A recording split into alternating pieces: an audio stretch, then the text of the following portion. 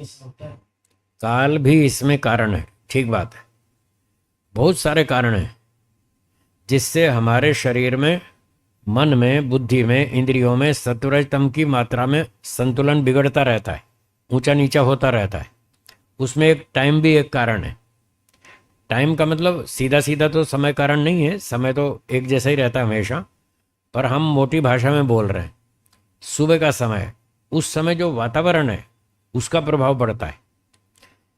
सुबह व्यक्ति 4 बजे उठ गया और 4 से लेकर 6 बजे तक ये जो समय है 2 घंटे का, इस समय का जो वातावरण है वो अब व्यक्ति को प्रभावित करता है। उस समय शांति होती है, कोई ज़्यादा हलचल नहीं है, लोग अपनी घर में पड़े हैं, अभी सो रहे हैं, कोई जाग रहा है, कोई कुछ कर रहा है, अभी घर के अंदर ही है, कोई रोड पे ट्रैफिक चालू नहीं हुआ ज़्यादा।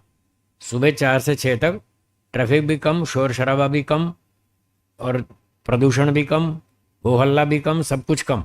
तो उस समय, और जो मौसम होता है वो अच्छा होता है, ठंडा होता है उस समय, तो वो भी सत्व गुण को बढ़ाता है हमारे अंदर।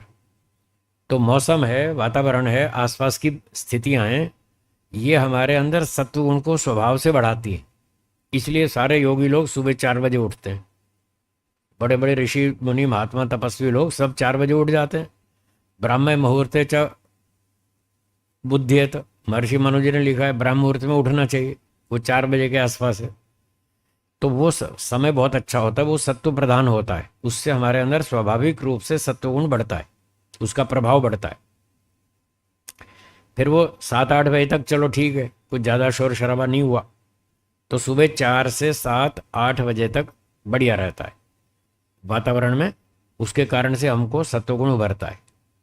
8 बजे के बाद फिर रोड पे चहल पहल शुरू हो जाती है, लोग अपना नाश्ता वाश्ता लेकर या खा के अपने निकल जाते हैं रोड पे, और रोड पे आते हैं तो फिर शोर शराबा बढ़ता है, पॉल्यूशन बढ़ता है, और लोगों का देखना होता है ये भाग रहा वो भाग रहा, उससे हमारी भी चंचलता बढ़ती है, और कुछ खाना पीना होता है उसका भी प्रभाव शुरू हो जाता है, जो भोजन खाया।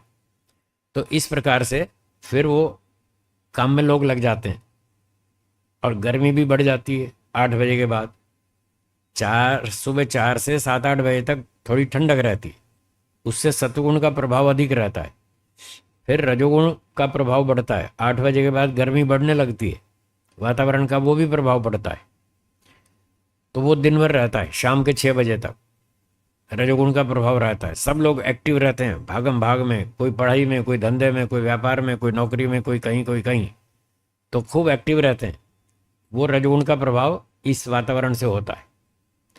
शाम को दिन ढलता है, अंधेरा शुरू होता है, तो अंधेरा तमोगुण का लक्षण है।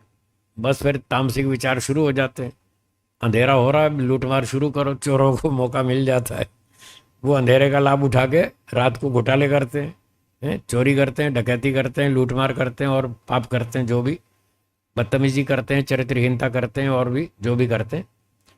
तो वो रात्रि का अंधेरे का जो समय है वो तमोगुण को उभारने वाला है। तो उस वातावरण से फिर हमारे अंदर, आम आदमी के अंदर, वो सब तमोगुण उभरता है। तो जो चोर डाकू हैं वो तो करते ही हैं रात को घोटाले, आम आदमी को भी अंधेरा देखकर खुराफात सूझती है, वो भी अंधेरे में गड़बड़ शुरू करता है। तो इस प्रकार से इन चीज़ों का हम पर प्रभाव पड़ता है। सत्वरजतम का प्रभाव ये वातावरण के कारण भी पड़ता है। फिर आप खान पान जैसे खाएंगे, घी दूध मक्खन मलाई सादा भोजन खाएंगे सात्विक, तो उसका आपके मन बुद्धि पर, शरीर पर अच्छा प्रभाव रहेगा, स्वस्थता रहेगी, सुख होगा, शांति होगी, आनंद होगा, स्थिरता होगी, मस्ती होगी। तो जैसे अभी बताया, मिर्ची मसाले तेज चटनियाँ खाएं, अचार खट्टे, तो उससे रजोगुण उभरेगा, ये भोजन का प्रभाव है। और शराब पिएंगे, सुल्फा गांजा पिएंगे, भांग पिएंगे, ये तमोगुणी पदार्थ हैं, इससे बुद्धि खराब हो जाएगी और फिर आदमी पागल जैसा हो जाएगा, फिर वैसे काम करेगा। तो ये भोजन का प्रभाव।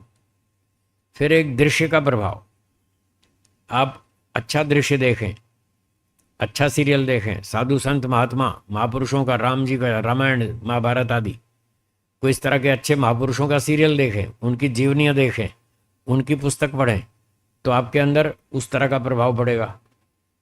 साधु संतों का इतिहास पढ़ेंगे तो सत्वगुण उभरेगा। महाराणा प्रताप वीर शिवाजी, चंद्रशेखर आज़ाद पिस्तौल वाला, महारानी लक्ष्मीबाई तलवार वाली, उनका इतिहास पढ़ेंगे तो रजोगुण उभरेगा। वो क्षत्रिय लोग थे ना, तो क्षत्रियों की पुस्तक पढ़ेंगे, उनका इतिहास पढ़ेंगे तो रजोगुण उभरेगा और फिर आपके अंदर वैसे विचार बनेंगे। और महर्षि दयानंद जी और बाकी ऋषियों का, ब्राह्मणों का इतिहास पढ़ेंगे, उससे सत्वगुण उभरेगा। और चोर डाकुओं की घटनाएं पढ़ेंगे, सुनेंगे तो तमोगुण उभरेगा। तो ये बाहर के वातावरण से, पठन पाठन से, दृश्यों को देखने से हमारे शरीर, मन, बुद्धि, इंद्रियों में सत्वरजतम का उभार इस तरह से होता है। इसलिए हमको सदा सावधान रहना पड़ता है। पूरे दिन खराब दृश्य नहीं देखना, गंदी फिल्में नहीं देखना, गंदे गीत गाने नहीं सुनना, गंदी बातें नहीं करना, खराब दोस्तों से बात में बैठना नहीं, जो अश्लील बातें करते हैं, ऐसे बेकार लोगों से दूर रहना। तो रजोगुण तमोगुण दबा रहेगा।